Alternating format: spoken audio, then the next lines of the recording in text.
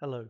In this tutorial, we're going to show how quickly and easily VCarve Pro or Aspire can be used to design and carve a decorative pub or restaurant sign, such as this bull's head sign that we see here in the three-dimensional view. We're going to look at importing a graphic or a design that's been drawn using a CAD package or a graphics package, how to set the size and the material properties, to then calculate the toolpaths needed to VCarve or 3D engrave the decorative sign. Before we start the tutorial, I'm first going to close this file. So File, Close. You'll see here that we're using VCarve Pro for the tutorial. The procedure is exactly the same if you're using Aspire or VCarve Pro. I'm going to use the option to open an existing file. You'll see here that the software has opened a folder called Sample Files. The Sample Files folder is automatically added to your PC when you install either VCarve Pro or Aspire. You'll see here that we have a DXF file called Bull's Head. This DXF file was created using a graphics package. I think it was created using CorelDRAW, but it could have been drawn or created using many of the other CAD packages such as AutoCAD, Rhino, SolidWorks, etc. The design could also have been created using the drawing tools in Aspire or VCarve Pro. So if we open this file, you'll see that the design opens in our two-dimensional view, and on the left-hand side of the interface we have the job setup form. On the job setup form we specify the size of the job or the material that we're going to carve the sign from. So let's say we have a piece of material that's 12 inches by 4.5 inches in the y-axis, and we'll make the material 1/2 inch thick. We have an option here to specify the Z0 position, and most customers or most users, when they're engraving or V-carving, will set the tip of the cutter, the Z0 position, on the surface of the material. So material surface, we want the X0, Y0 origin to be in the bottom left hand corner of the design. We don't want to use any offsets, but we do want the design, the geometry in the design, to be centered inside our piece of material. At the moment we're working in inches, but the software will also work in metric. If we say use metric units, we would then specify the width to be, say, 300 millimeters, the height to be 110 millimeters, and we'd have a material thickness of, say, 12 millimeters. In this case, we're going to continue working in inches and click OK. So in the two-dimensional view, we have the design that we've drawn and imported from a different package. On the left-hand side of the interface, we have the Drawing tab open. The Drawing tab is where we can import additional files, so we can open or import additional files and add them to the design that we're working on. There's also drawing tools where you can draw your own designs, so you can add features, add objects to your design. You can also add text. You can edit text, curve text to an arc. There's options for fitting vectors around bitmap images. And we have the edit objects area. This is where we have a selection tool, node editing tool, distortion tools, the ability to move selections, to scale the design to a specific size, rotate, mirror, make multiple copies, etc. We'll look at these drawing tools and editing tools in more detail in some of the future tutorials. Let's look at the zoom and the control in the two-dimensional view. Here we've got the option to zoom to a box. So zoom to a box, click and drag with the left-hand mouse button, and we can zoom in on the letter B. We use the selection tool, so select. We can select by clicking on the outer edge of the letter B, and we get the dotted purple lines. If we use the node editing tool, so node edit, you'll see that we now have the nodes for the start and end points of the line. We can toggle from node and selection mode by pressing the letter N on the keyboard. So letter N, selection, letter N again goes to node editing mode. In node editing mode, we can click and drag to change the shape of a design. We can also say edit undo to go backwards, so undo, undo, and it will go back to its original state. We say zoom to fit. So zoom to fit, this will zoom the whole of the drawing to fit into the available 2D space. Alternatively, if you've got a middle roller mouse button, you can click and roll the mouse button and it will zoom into the area where the cursor is. So if you just place the cursor, for example, if we wish to zoom in on the D, place the cursor over the letter D and roll the mouse button and it will zoom into the letter D. If you press the letter F on the keyboard, it will zoom to fit. Let's look at the sizing and scaling tools. If we click and select the design in the middle here by clicking and dragging with the left mouse button, if I click a second time, we get the white transformation handles appearing on the design. These allow the cursor to be used to scale the objects. So you can click and drag. You can also click on the corner handles and change the size. You can click and drag to make that larger. Very quick and easy to change the size of the design interactively. If we wish this design to be centered in our material again, we click center in material and it will center the selected objects in the material boundary. Clicking on the white space will deselect everything. So again, if we wish to change the size or change the size of something, if we click to drag and select, if we use the roller mouse button to zoom in, if you click a second time, we get the white handles. If you click and drag holding the shift key, it will scale about the center of selection.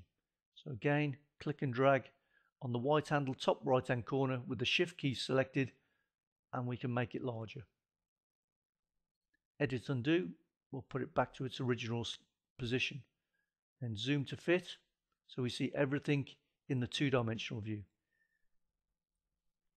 When we're happy with the general layout of a sign or a project, we swap from the drawing tab. So here we have the drawing tab on the left hand side of the screen. We're going to swap to the toolpath tab on the right hand side of the screen. So here we have the toolpath tab. The first icon is the material setup. So check the material settings, 1/2 inch thick material. The clearance height for Z1, this is the height above the material that the cutter can move at rapid feed rate and without, well, if you've got any clamps or any a vice holding the material, then you may wish to increase the clearance height to make sure that the cutter doesn't bash into anything. The home position, X, Y, and Z, this is the position that the cutter will typically move to after cutting the project. So we're happy with the material setup, so click OK. Next, we're going to calculate the toolpaths to V-carve or engrave this design. So to do that, we open the V-carving or 3D engraving toolpath option. So click, and you'll see here we have the V-carving engraving toolpath form. We need to select the vectors that we're going to machine. So I'm going to click top left-hand corner, click and drag to select everything. You'll see the lines all turn dotted. With those vectors selected, I'm going to select the cutter that we wish to use. The tool database has been opened. Here is our selection of cutters, and we can add our own cutters at any point, and we'll look at this, look at the tool database in more detail later on. For this project, we're going to use a 90-degree V-bit, which is a 1/2 inch diameter. So here on the right hand side, you'll see the tool geometry, 1/2 inch diameter, the included angle, so this angle is 90 degrees. The cutting parameters, this is the amount of material, the pass depth is the amount of material that can be removed in a single pass. So for example, if we were going to engrave 1/2 inch deep with this tool, we could tell the software to do it in 2 1/4 inch passes.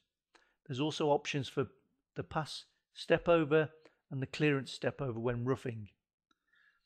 The feeds and speeds for the cutter, so the spindle speed and the cutting feed rates and plunge feed rates, these will be set depending on the material that you're cutting. If you're cutting very soft materials, you can typically get away with running very fast feed rates. And if you're cutting very hard or tougher materials, you'll probably have to slow the feed rates down depending on the material in your CNC machine. Okay, so let's go ahead and select this 1/2 inch 90-degree V-bit. select that from the database. If we wish to change the cutting parameters, we can say edit, and we could typically change the speeds and feeds for this specific project without actually changing the parameters in the master tool database. So with the vectors selected, we're going to use this cutter. If we click calculate, the software automatically opens our three-dimensional view. In the three-dimensional view, I can click and drag with the left mouse button to rotate the project. So there's our piece of material. The blue lines are the toolpath that are going to be sent to the machine. If we say preview this toolpath, you'll see that this shows the cutter and how the cutter will run, removing the material to form the sign for us. So twiddling with the left mouse button, if we click and push with the right mouse button, we can zoom in. If we click and pull towards us, we zoom away. So zooming in or out with push or pull. If we click and hold the left and the right mouse buttons, we can pan. So we can pan to the B, push with the right mouse button to zoom in. We can change the preview material. So let's change to a different type of material. Let's say we want this to be soft oak. We can change the fill color. Let's say we want this to be a dark yellow or goldish color. Change it to a dark blue. So we can experiment with different materials and different fill colors. We could also save the image as a JPEG or a bitmap file. So we could say, okay, we have a customer that's interested in looking at this. Save the preview image. Save this as maybe a JPEG file. Save the file to disk and then email it to your client or customer. If we close the preview form for a moment, you'll see here we've got an option to estimate or calculate the estimated machining time. This gives us an approximate cutting time for the project. So here you'll see that it's just under 5 minutes to cut this particular sign. Close.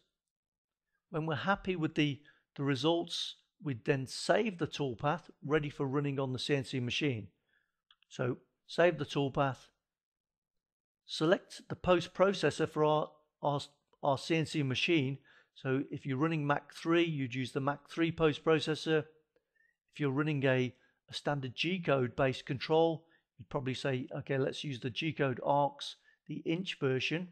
So save the G-code file, save the toolpath, give the toolpath a name, save the file to disk, and this is now ready for running on the CNC machine. Close the save form for a moment. Now the toolpath can be very easily edited.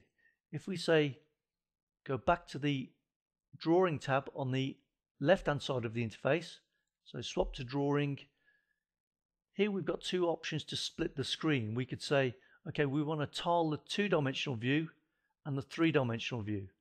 So if we tile them horizontally, you'll see in the top of the screen we've got the 2D design.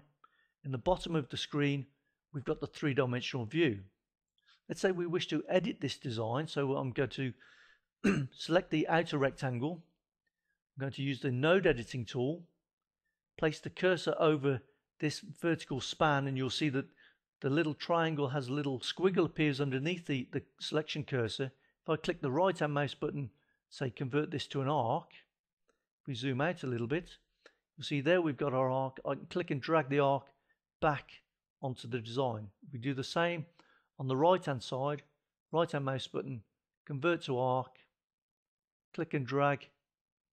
Let's leave the arc like so. So we've changed the outer edge of the size slightly. Now if we say toggle back to the toolpath view on the right hand side of the screen, select the toolpath in the list. If we double click with the left mouse button, the vectors are automatically selected. And if we now recalculate the toolpath, reset the preview this toolpath, you'll see now that we've got a different outer border, different shape for our sign.